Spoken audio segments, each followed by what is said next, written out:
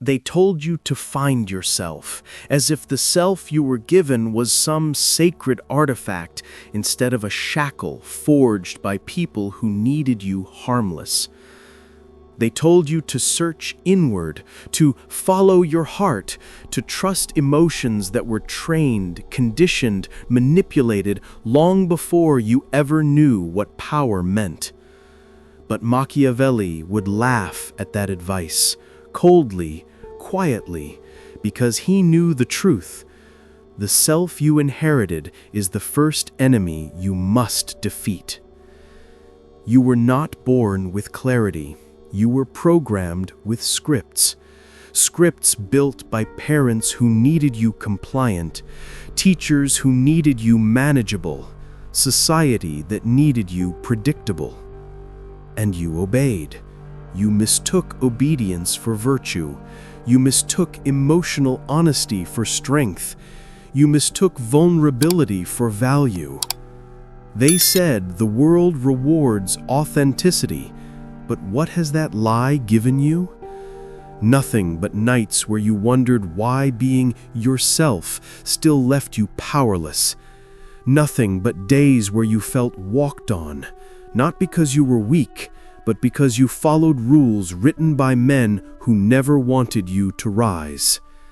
Machiavelli understood something that most men refuse to. The self you start with is rarely the self built for power. He didn't preach healing, he preached strategy. He didn't preach authenticity, he preached adaptation. He didn't preach goodness, he preached effectiveness. And here you are, still trying to win with tools designed to keep you small. You weren't taught to sharpen yourself, you were taught to soften yourself. You weren't told to build influence, you were told to chase acceptance. You weren't shown how to command respect, you were conditioned to wait for permission. But the world you're living in, it respects precision. It respects silence. It respects men who understand that identity is not found, it is constructed with intention and fire. And that means one brutal truth. You must dismantle the man you were told to be. That version of you was shaped for compliance, not conquest. He was raised to fear judgment, not to withstand it. He was taught to express every feeling, not to control them and deploy them like weapons. That version of you, he dies here. You cannot rebuild on a rotten foundation. You cannot step into a strategist's throne with the heart of a people pleaser. You cannot command power while still clinging to an identity built in childhood classrooms and dinner table expectations. Power requires selective emotion. Power requires cold observation. Power requires the ability to play roles without losing the core. And none of that can exist in a man still programmed with outdated emotional software. You think your reactions are natural, but they're not. They're learned, installed, reinforced. You flinch because you were taught to flinch. You over-explain because you were rewarded for over-explaining. You express discomfort because you believed honesty was noble, even when it made you vulnerable to people who weaponize information. But Machiavelli's world and the real world do not reward emotional transparency. They reward utility. They reward masks. They reward men who understand that sharing your insides is how you get gutted. So this is your demolition phase. Not gentle, not therapeutic, strategic. You will tear down the reflexes that expose you. You will crush the habits that weaken you. You will purge the identities that never belonged to you in the first place. This is not personal growth. This is a controlled burn, a stripping of every belief that has ever cost you leverage. Tell yourself now, out loud or in silence, the man I was trained to be is gone. Say it until you feel it. Say it until the old instincts tremble. Say it until the lies you inherited crack like dry stone beneath a rising tide. From this moment forward, you no longer exist as the predictable version they sculpted. You exist as a strategist in transition, quiet, coiled, calculating. Because this isn't about becoming better. It's about becoming dangerous in a world built to tame you. Before power comes construction. Before construction comes demolition. And before demolition comes the part most men run from, the ruthless inventory of self. This is where weak men quit, because this is where illusions die. You cannot build a strategic identity on fantasy, ego, or the flattering lies you've used to survive your own reflection. Machiavelli understood this. The prince who misreads himself misreads the world, and the man who misreads the world loses control over it. But you? You were encouraged to be delusional in a gentle, socially acceptable way. Believe in yourself, they said. Don't be so hard on yourself, they said. Be proud of who you are, they said. But how has that worked out? Where has pride taken you? Where has softness carried you? What has blind self-belief earned you except repeated disappointment? Power is not built on pride. Power is built on precision, cold, unblinking, forensic self-awareness. So this is where the real work begins. You think your enemies are external, competition, critics, circumstances. But your real enemies are internal. The habit of overthinking when decisiveness is needed. The habit of explaining when silence holds more power. The habit of seeking reassurance instead of commanding outcomes. The habit of emotional transparency in environments that require masks. The habit of shrinking yourself to make others comfortable. The habit of waiting to be chosen instead of positioning yourself to be unavoidable. These habits were not chosen, they were installed. You inherited them from environments where fitting in was safer than standing out. But these habits betray you every day. They leak power, they drain focus, they sabotage perception, and perception, Machiavelli reminds us, is often more important than reality. You cannot keep these habits and become dangerous. Something must be killed here. Behind every hesitation is a fear you refuse to name.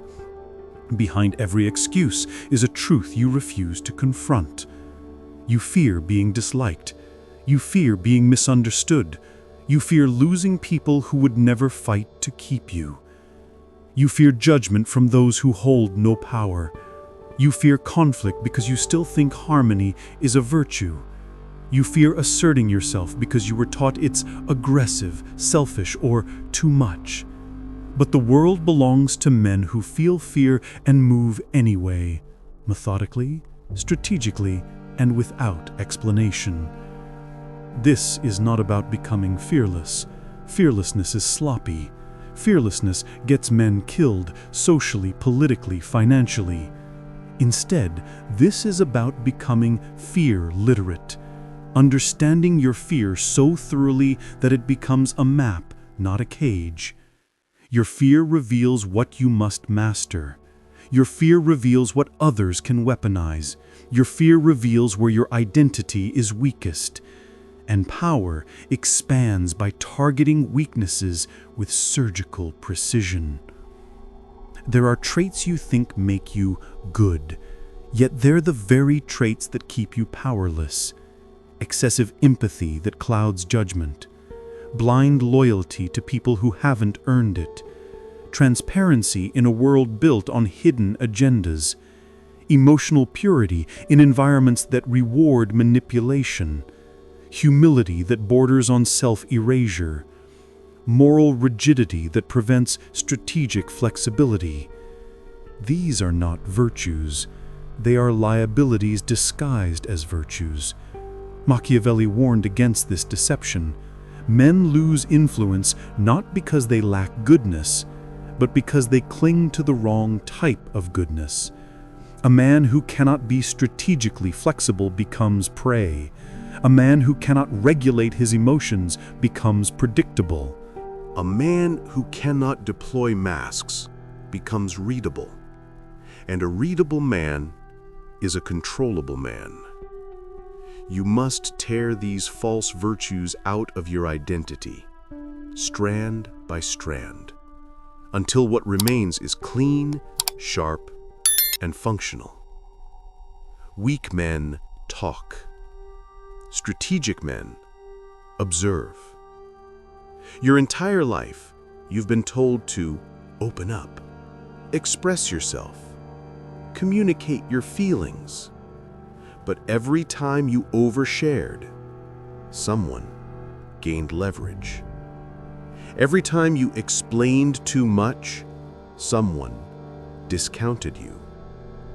Every time you poured yourself out, someone learned exactly how to drain you next time. Silence is not the absence of expression. Silence is the presence of power. Silence forces others to reveal themselves. Silence creates asymmetry. Silence amplifies your gravitas. Silence turns mystery into magnetism. Silence protects your emotional interior from being exploited. When you speak less, you see more. When others fill the silence, they give you the information you need to navigate them. This is why Machiavellian men rarely show their full face. They show only what is useful, only what is strategic, only what maintains leverage. And you? You've been showing too much for too long. Here is the brutal truth you've avoided. You are not becoming a new man. You are eliminating the old one. You are not growing. You are replacing. You are not improving. You are shedding an outdated version of yourself that was never built for power. The man you were cannot survive the life you want. He was shaped for comfort, for compliance, for emotional honesty, for a world that rewards none of these traits. Let him go. Mourn him if you need to, but let him go. He had his purpose. He got you this far, but he cannot take you further. From here forward, everything changes. Your posture, your silence, your emotional expression, your strategic awareness, your identity architecture, your relationship with power. Because you are no longer a man reacting to the world. You are a man beginning to shape it. Power begins the moment you stop being ruled by your emotions and start ruling through them. You've spent your life being told to express, open up, be honest, as if raw emotion were a virtue instead of a liability. And every time you followed that advice, someone learned something about you they could later use to steer your behavior. Not because they're evil, because you were readable. You were predictable. You were governable. You were emotionally transparent in a world built on concealment. You were taught that showing how you feel is strength. Machiavelli would call that a beginner's mistake. The world rewards the man who directs his emotions, not the man who spills them. It rewards restraint, control, calculated expression. A man who cannot contain his emotional impulses cannot lead, cannot negotiate, cannot command respect. He is a slave to every spike of anger, every wave of embarrassment, every pull of insecurity. He reacts before he thinks, and every reaction reveals who he really is. Your reactions are the window into your architecture. They show people what threatens you, what excites you, what rattles you, what weakens you. They show people where to press, where to push, where to destabilize you. A man who can be triggered owns nothing. Not his mind, not his image, not his influence. This is why emotional control isn't optional. It's foundational. It's the spine of power. From now on, whenever an emotion hits you, anger, fear, jealousy, defensiveness, shame, you will not react instantly. You will give yourself a 2-second pause. That pause is everything.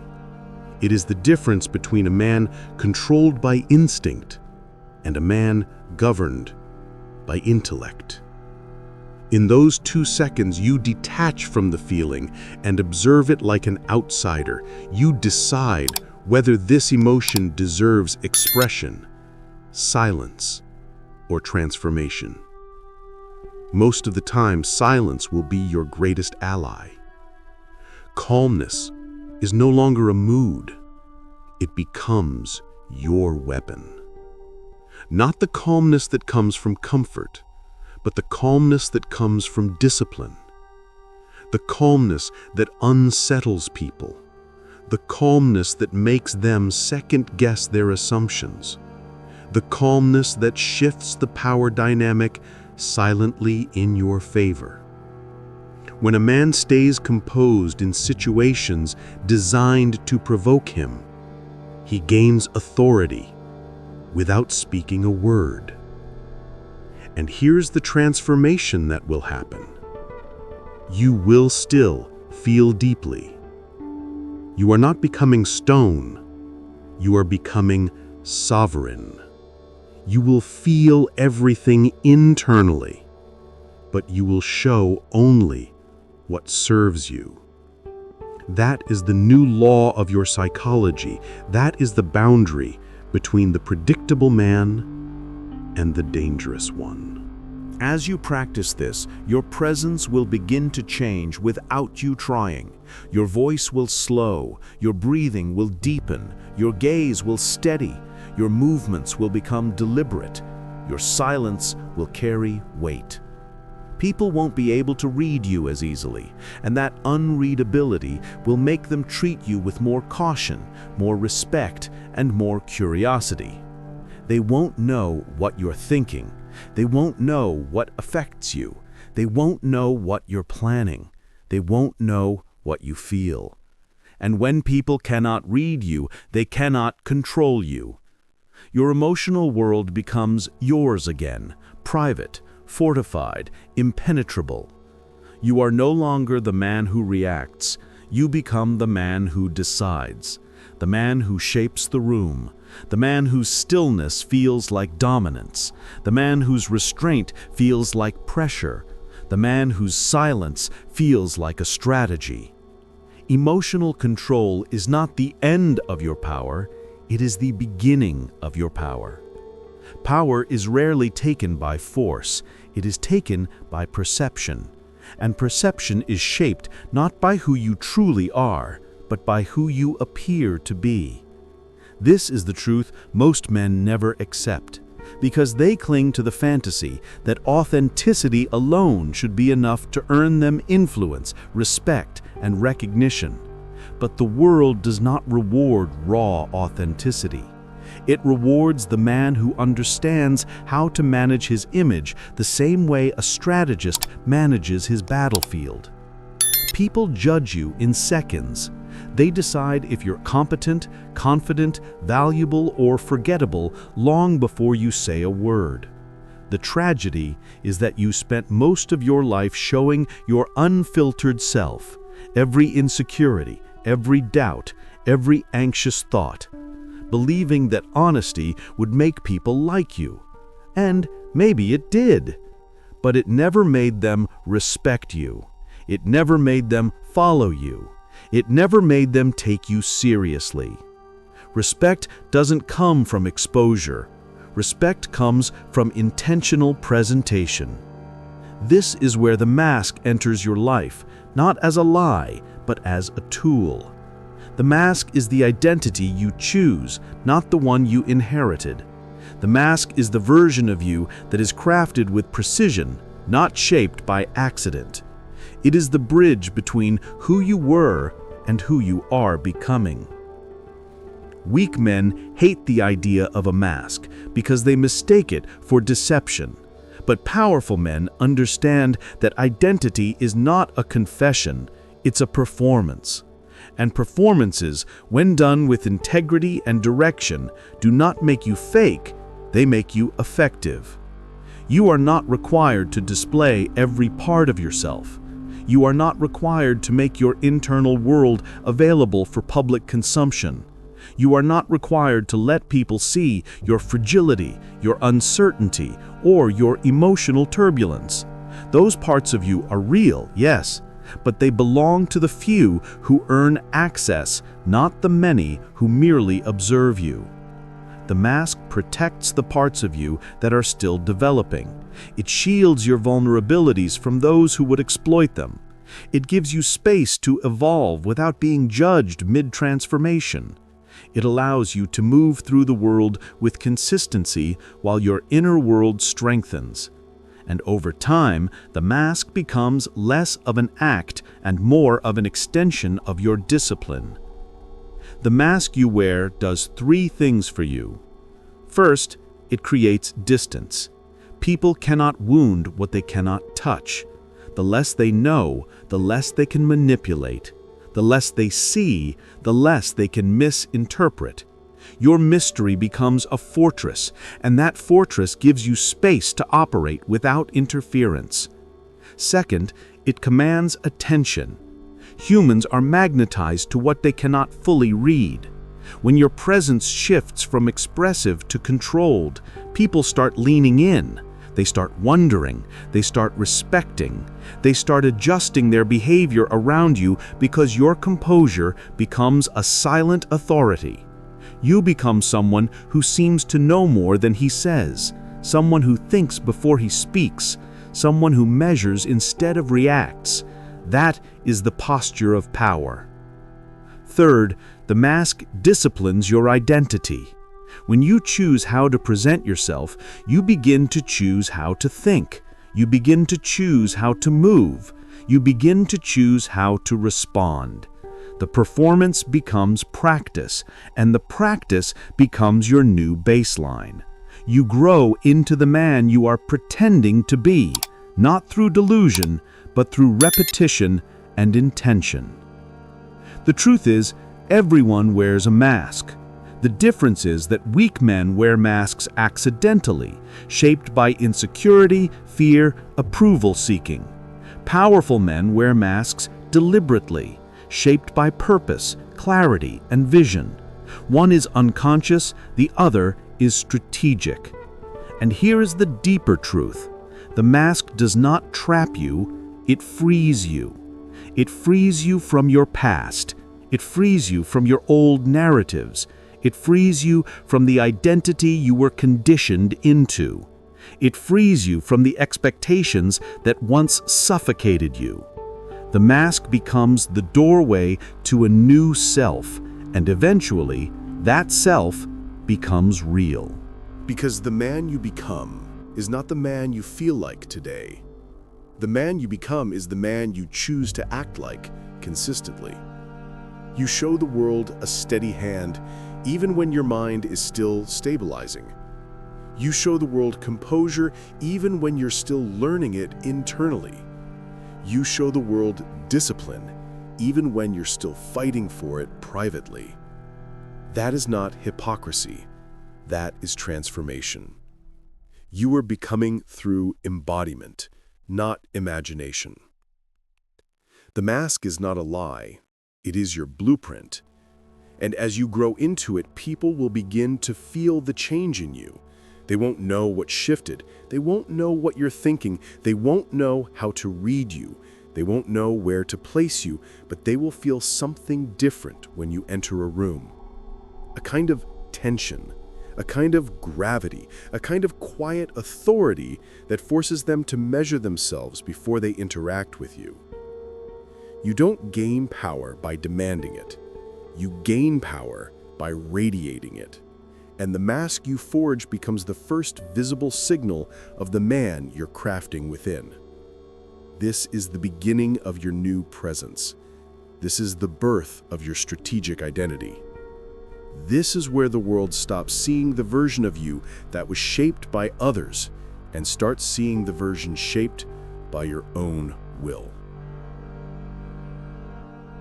One of the greatest transformations you will undergo is the shift from living for approval to living for advantage. And make no mistake, this shift is violent. Not outwardly, but internally, because it requires you to kill the instinct that has governed your behavior since childhood, the need to be liked. Approval is the drug you were raised on. As a boy, you learned that pleasing others brought safety. You learned that compliance was rewarded.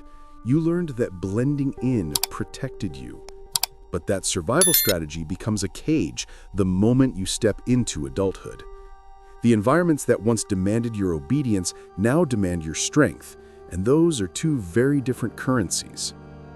The truth is harsh, but liberating. The need to be liked keeps you weak. The need to be understood keeps you small. The need to be accepted keeps you predictable. And predictable men are never powerful. You have to understand that approval is cheap. It costs people nothing to give you a compliment, nothing to nod along, nothing to placate you. But advantage? That costs them something. Advantage means they respect your presence. They adjust around your expectations. They consider your preferences. They anticipate your reactions. They factor you into their decisions.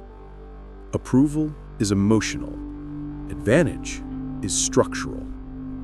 A man who seeks approval tries to fit into the world. A man who seeks advantage shapes the world around him. You must leave behind the belief that being admired is equal to being influential. People admire celebrities. They admire athletes. They admire artists. But admiration does not translate to power. Influence comes from leverage, and leverage comes from understanding exactly what you offer, what you control, and what you withhold. The shift begins the moment you stop asking, "Do they like me?" and start asking, "What does this interaction give me?" That question alone will change the way you speak, the way you listen, the way you walk into a room. It forces you to think like a strategist instead of a supplicant. It forces you to evaluate relationships based on alignment, not emotion. It forces you to step out of the role of a performer seeking applause and into the role of a man shaping outcomes. When you live for approval, every rejection feels like a threat. When you live for advantage, rejection becomes data. It tells you who cannot be influenced. It tells you where your leverage is limited. It tells you who is not worth further investment. Rejection stops being a wound and becomes a map. This is where your inner world begins to stabilize. You stop chasing people who give you crumbs of validation. You stop defending yourself to people who don't matter. You stop explaining your intentions to minds too small to understand them. You start conserving energy, withholding access, and choosing your engagements with intention. Approval drains you. Advantage builds you. Approval makes you dependent on perception. Advantage makes perception dependent on you. This shift will make some people uncomfortable. They will say you've changed, and they'll be right. You've stopped begging for connection and started demanding terms. You've stopped trying to be agreeable and started becoming precise. You've stopped placing your worth in the hands of others and begun placing it in your own. People who benefited from your eagerness will feel threatened by your restraint. People who relied on your softness will feel unsettled by your boundaries. People who mistook your kindness for weakness will feel exposed when you no longer play the old role. But this discomfort is not your problem. It's the natural consequence of no longer being available as a source of free emotional labor. And something remarkable happens when you fully transition from approval to advantage. Your world shrinks, but your power grows. The number of people who have access to you decreases, but the quality of those connections increases. You lose the crowd, but gain influence. You lose comfort, but gain clarity. You lose applause, but gain authority.